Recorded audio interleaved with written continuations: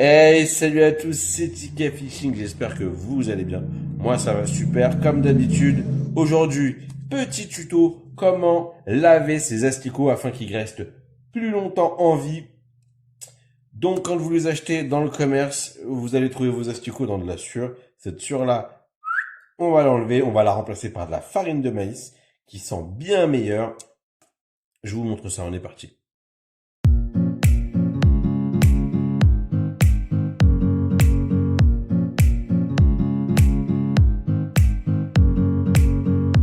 Ok, on est parti pour le tuto. Donc il va vous falloir un petit peu de matériel quand même. Donc un seau vide avec de la farine de maïs, donc ça c'est ma réserve.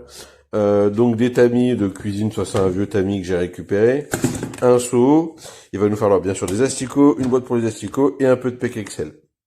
Donc là j'en ai déjà fait un petit peu. Vous voyez là ils sont tout blancs, ils sont dans la farine de maïs. Donc ce que je fais, c'est que je vais prendre mes asticots, puis je vais les verser un tout petit peu pour pas que ça soit trop, et puis je vais enlever toute la sueur. Moi je vais finir, hop, toute la sueur. Là on va se retrouver qu'avec les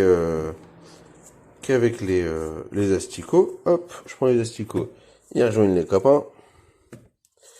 Hop, donc ça c'est un premier lavage, mais il est pas fou, d'accord. Donc là vous allez déjà enlever le plus gros, donc toute la sueur, vous pouvez la mettre à la poubelle. Donc une fois que vous avez viré la sueur pleine d'ammoniac, vous allez mettre un tout petit peu d'eau, ok, et vous allez mettre vos asticots déjà passés. Vous avez enlevé le surplus de la farine de maïs, vous mettez vraiment, hop, une petite goutte de PEC, que vous allez, hop, faire mousser un petit peu. Vous y mettez vos asticots. Celle-là, vous allez la remplir avec la farine de maïs. Donc là, hop, vous les badigeonnez. Vous les remplissez à nouveau de farine de maïs. Hop, vous en remettez un petit peu. Une fois qu'ils vont être secs, hop, ils vont venir là-dedans. Donc là, on va enlever l'eau des asticots. Donc voilà, là j'ai ma petite évacuation d'eau. Vous pouvez le faire au robinet, mais moi j'ai la chance d'avoir ça dans le garage. Donc hop, une fois que c'est passé un petit peu, j'enlève un petit peu. Je les rince un petit peu, j'enlève la mousse.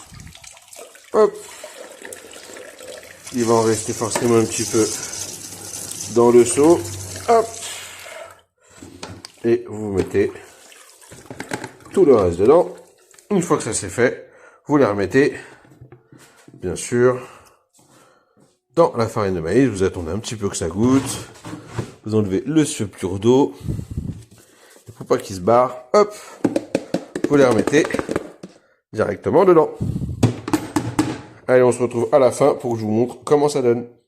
Donc, une fois qu'ils ont eu leur petit bain, vous les repassez bien sûr dans la farine de maïs. À chaque fois, vous en remettez un petit peu de sec. Vous en mettez pas beaucoup, hein.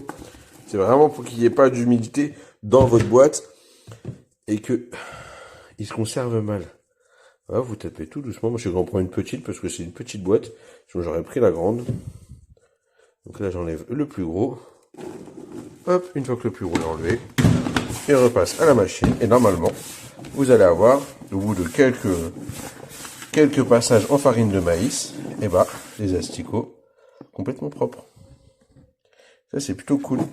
Et une fois que vous allez les mettre au frais, il faut bien les mettre au frais, parce que sinon, ils vont se développer. Une fois que vous allez les mettre au frais, vous allez les mettre, pardon, dans la partie la plus froide de votre frigo, ou du frigo du garage. Comme ça, vous allez avoir des asticots qui n'évoluent pas, qui ne bougent pas. Voilà. Et ensuite, le reste, vous pouvez jeter. À la fin, vous prenez votre petite boîte à asticots et vous mettez tout dedans avec un petit peu. Vous pouvez enlever le surplus. Et voilà. Vous avez des asticots, sont tout propres et qui sentent pas la mort. Allez, bonne pêche. Ciao, ciao.